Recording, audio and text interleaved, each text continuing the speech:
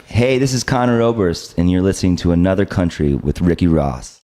Well, I'm changing all my strings. I'm gonna write another traveling song about all the billion highways and the cities at the break of dawn. Bright Eyes and another travelling song from I'm Wide Awake, It's Morning, and the writer and the singer on that song, Conor Oberst. And over the next hour, we're going to be spending time with the songwriter and vocalist of Bright Eyes, Mr. Conor Oberst. As well as Bright Eyes, he's released some albums under his own name, including 2 albums released within 5 months of each other, Ruminations and Salutations. And you'll hear more about these projects in an interview recorded just before his Glasgow gig. Here's one of these songs which appears on both albums. Tried some bad meditation, sitting up in the dark. They say to picture an island, 'cause that's one place to start. Conor Oberst, warm welcome to Glasgow, warm welcome to Scotland, and for the first time for our show on Another Country. It's lovely to have you. Thank you. How's everything going? Are you enjoying being on the road? It's been good. I did the record Ruminations last fall, and then Salutations is the new one, which is kind of the band version of the record, came out in March. So I've basically been on tour for the whole year. But it's been great with my friends, the Felice brothers. They played on my record, and they're kind of the backing band for me. So we've been... You not brought Jim Keltner, though, as well, have you? I wish. Jim told me that, he's like 73 now. And he told me his wife made him quit touring like 5 years ago, so he's trying to hold to it. But he did play with me when we played in LA. He played with me, and he played on like a couple of the TV shows and stuff. That was a lovely touch. Cool. We'll talk about that in all good time. Yeah. I'm just wondering, you're someone who probably is known to your own audience through all your back catalogue of your own stuff, Bright Eyes stuff, of pouring your own heart out and being very honest and open. And I'm wondering whether, especially of new songs like Too Late to Fixate and so on, whether you're beginning to kind of almost write in other personas and in third person. And is that something that's changing for you, or do you still see these songs as being your own stories? I mean, I get it why people have always thought that about my songs, like as far as like it's like very confessional or like right out of the diary or whatever. But I mean, honestly, it never really was that way. I mean, of course, like I use my own personal experience as a part of the recipe that makes the song. But to me, the point is not to like express, if I wanted to like just express something directly about myself, it's like I write like a memoir or something, you know what I mean? Like to me, like songwriting is about like getting to something that's like universal, hopefully, and like that other people can relate to. And I don't know, I always think of it as just like what it is, like the human condition, like I feel like I'm writing the same song like over and over and over again. Yeah. But it doesn't feel like that for the audience, which is lovely, which is great. Let's just talk about the Ruminations on Next of Kin. That seems like a song which touches a very, very raw nerve for you. I mean, you experienced, I think you've spoken about this, your own personal loss, didn't you? Yeah. I lost my brother last fall. And, I mean, I think everyone, obviously, it's part of life. Sometimes it's more shocking than others. But, I don't know. I guess it's happened a bunch in my life already. But then to think like, oh, it's just going to keep happening more until I'm gone, too. You know? It's like a kind of it's pretty bleak when you think of it that way, but then it's also, there's something to be said for that. That's what we all have in common. You know what I mean? Were you writing on the back of that? Had you written the record? Was that affecting how you? No, it was must have been premonition or something. No, he passed away after the record came out. So, but very, very sad. Very sad, obviously. Yeah. I saw a crash on the interstate. It left a feeling I could not shake.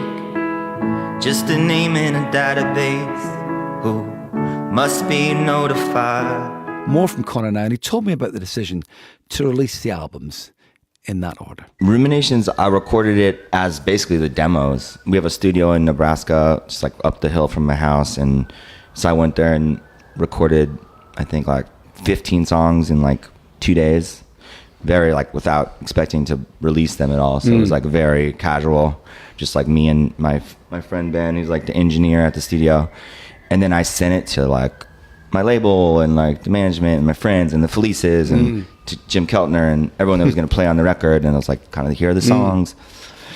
And then I went out to California like a month later and started working with Jim Keltner and the Felice Brothers at this studio called Shangri-La in Malibu. And we were just working away on the record. And then we kind of basically decided to spend more time on the recording. So I was going to come back to California like later in the summer, and we were going to finish it then.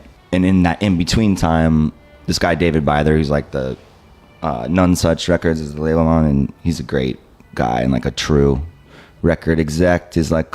He listens. Yes, and like... And he gets it. Yeah, he like fully gets it. And he just like called me up and he's like, hey, like I think he just kind of like got a little case of like demo-itis, as we say. Yes. He listened to the demos a lot, and he's like, I got this idea. What if we what if we put some of these songs out in the fall and give you more time to finish the band record, and then we'll do the band record like in the spring? And I was like, it seemed like a weird idea, but I don't know. I was like, it's cool that he cared that much, you know, and that it was like an interesting idea. So it's a lovely idea, and it's kind of, in a sense, kind of throws back to that Springsteen story where Murder Incorporated in the 80s was this big record they were making, it just didn't work, and they went back to the Nebraska 4-track. Yeah.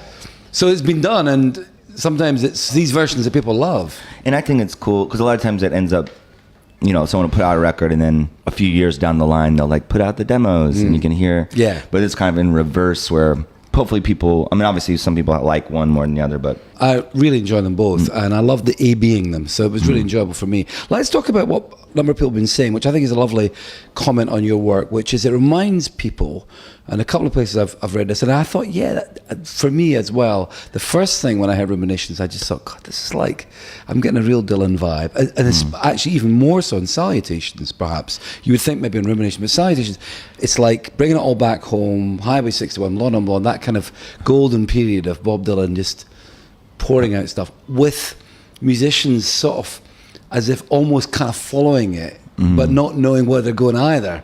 And there was that slightly kind of reckless, but just huge energy, whether it was kind of chemical energy or real energy. Yeah. Would you love people to be thinking of your records in the same way?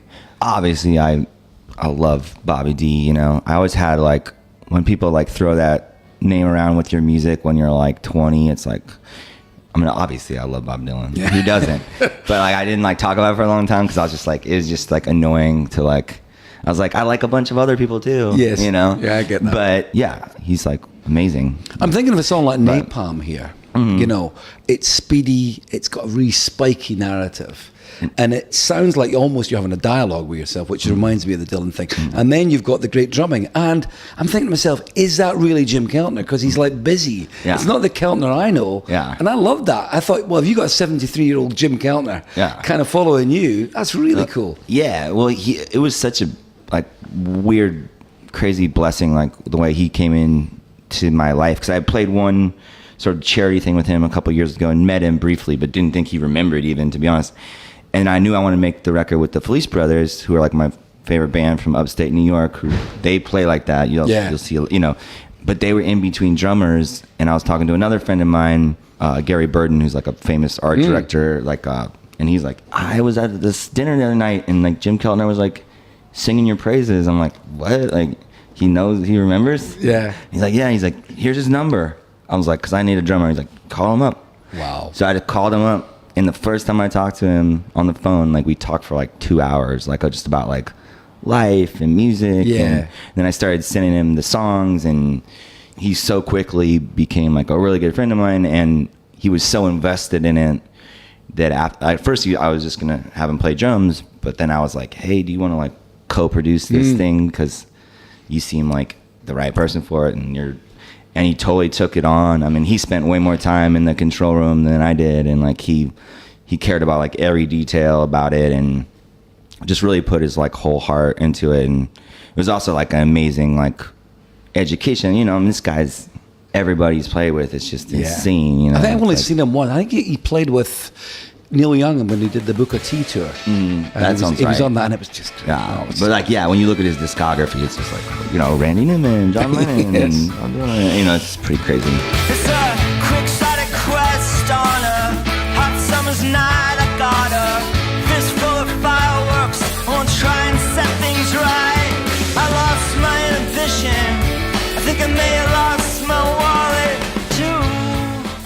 Talk to me about that Americana thing a little bit, because you grew up liking music from over here. I mean, you love people like the Smiths and the Cure, Yeah. and you can hear that in the brightness. You can hear that in your still in your phrasing. I think Robert Smith, comes out beautifully. Beautiful pop writing. Apart from that, where did the roots side of things come? Where did you hear Hank Williams and all that kind of stuff? Well, that's another funny thing is like growing up in Nebraska, that stuff was everywhere. Like as Really? far as like country music and like really bad, like top 40 country music mostly, but also like classic. I mean, that stuff was always around, but as a kid, I always hated it. Sure. I was like, That's what your folks like. Yeah, it's like, you know, I wanted to like listen to like. And what Fugazi changed? I mean, what Pavement. happened? Well, I think when I got to be like a teenager and started like sort of listening to music my parents had listened to, or things I had listened to as a kid, but like on my own, like choosing to listen to it. So I think like Willie Nelson, you know, like where I first was like, oh my God, Willie Nelson's insane. He's the best, you know? I'm writing a song all about you. A true song as real as my tears. And then like fell real hard for like Townes Van Zandt. Oh, yeah. When I was about 17 or 18. The name she gave was Caroline, the daughter of a miner. He really like changed my life, and that's not even exactly country. I mean, it's sort of folk Sure. country, but But like it's country that country people love. Yeah, and that was a big one. And then like John Prine was like a huge one when I kind of like obviously really late, but discovered his music for myself. Of course, like there's a whole world of like, you know, Graham Parsons and Emmylou and, you know, all that So stuff. you kind of went Like, back and discovered all these Yeah, things. yeah. Sometimes songs, really interesting how I'm obsessed with sequencing records. I always think it's such a great art form. And when you make two records that are parallel and you change the sequence and songs appear in different places. So a song like Till St. Dymphna kicks us out. That kind of appears at a different place in one record to the other. I think on one it finishes the record. Is Yeah, that right? yeah. On the first record, Yeah. on Ruminations. So tell me a little bit about that and how, you know, why that record finished there and didn't finish in Salutations. And also, I'm desperate to know who's St. Dymphna. So, well, St. Dymphna is a patron saint of the mentally ill. But I am familiar with her because there's a bar in New York City called St. Dymphna's that I used to basically live at. Rise and shine, get out of bed, get ready for the day. Get a coffee from the deli and walk the riverbank. Love the wee bar and FDR is a lovely rhyming. So when I first moved to New York, I would go there and I was like kind of in love with this Portuguese waitress, and she would give me like free food and like hugs and kisses with all the beers, you know, that came with us. Of course, I was there every day. And then we were still really good friends, and her and her sister actually eventually bought the bar from these Irish brothers that owned it. So now they own it, and it's still a great bar. It's still around. Still a great bar. And talk to me a little bit about the ordering thing, because when you close an album with that, and then you think, oh, actually, that song can go somewhere else when it comes to its full realization. What changed there, do you think?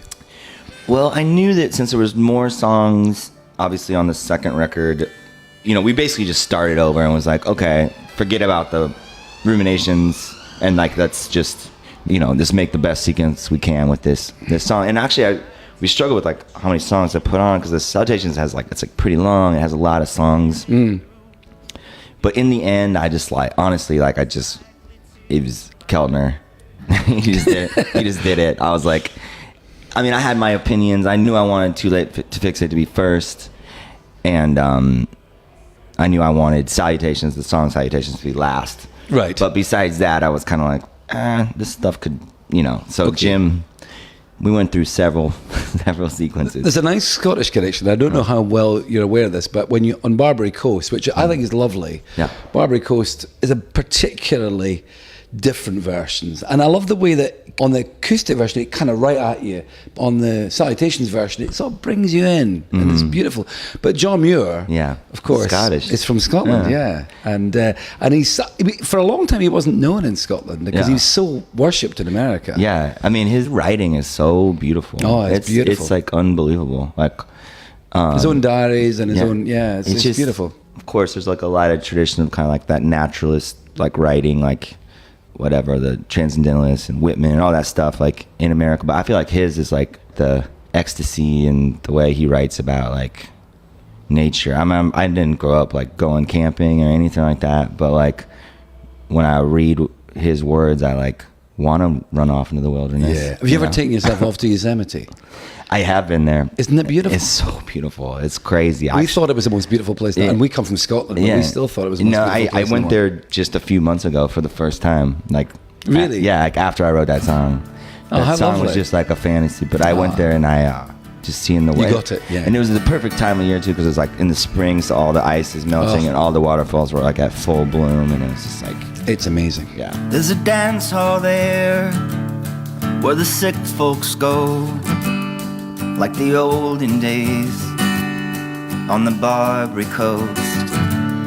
There's a barefoot child, she's playing in the rain. Tell me a little bit, you probably asked this a million times, but being Conor and being Bright Eyes, because a lot of people were into Bright Eyes because of Conor and Conor's songs. And at what point did you think, I need to be under my own name? And what difference was it really going to make for you?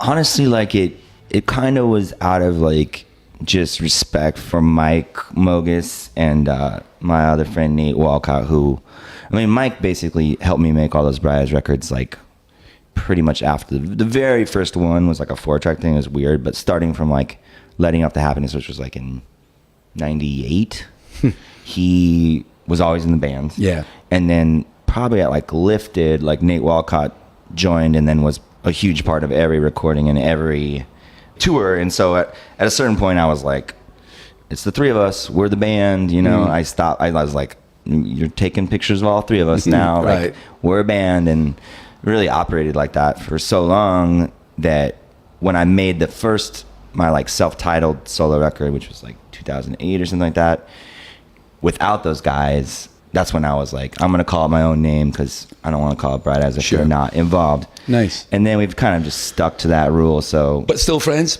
Oh yeah, so friends, and we still talk about making another record. But like Mike produces records all the time. He does. I was going to talk to you about that because was it you or Mike that first encountered the First Aid Kit girls? Well, I heard of them, I guess probably at the same time, because I used to be on Wichita Records, which is the label over here, and they signed them. And so Mark Bowen, my friend from Wichita, like gave me their first record, and then they ended up coming to Nebraska to record with Mike. Yeah. And then subsequently toured with them and became really good friends, and they sang on my last record. And you did a thing together. Was it under your name, We're Going to Be Friends? Oh yeah, that was like a charity thing. That's like a White Stripes cover. I remember the thing, it was a compilation, and it had to have something to do with school. I think it was like raising money for like school lunches in New York or something. So you had to have a song about something about school, so we covered the White Stripes. Fall is here, hear the yell, back to school, ring the bell, brand new shoes, walking blues, climb the fence, books and pens, I can tell that we are gonna be friends. I can tell that we are gonna be friends. We just played a show with M. Ward like a week ago in Belgium, or whenever we are on the same bill, we always end up playing songs together. Oh, nice. And same with Jim, like I think we might have a shot, because they both recently they both have spots in LA, and I have a spot in LA, which means it'll be easier to be just, because like if you're all living in different cities, you gotta like get on a plane and like go, it's like a big deal. Whereas like if we're all in the same town, it can just be like, I'm not doing anything Thursday, you want to come over? So there might be nice. like a better shot. Oh, that'd be lovely. Conor, it's just lovely to speak to you and really enjoying the music. And you look very happy and contented on tour. Are you enjoying it as much as you seem to be I enjoying it? mean, we've been having a blast playing the shows. Honestly, the European leg's been a little rough because I don't know what kind of curse we're under, but we've been over here for like 3 weeks, maybe a little more. We've already been on like 5 buses. Oh, no. They keep breaking down. So I don't know. Did you take the train? You know, exactly. Just ride a bike. We'll probably get there faster, but we haven't missed any shows, and our whole band and crew are like really sweet to travel with, so they always pick me up when I'm feeling blue.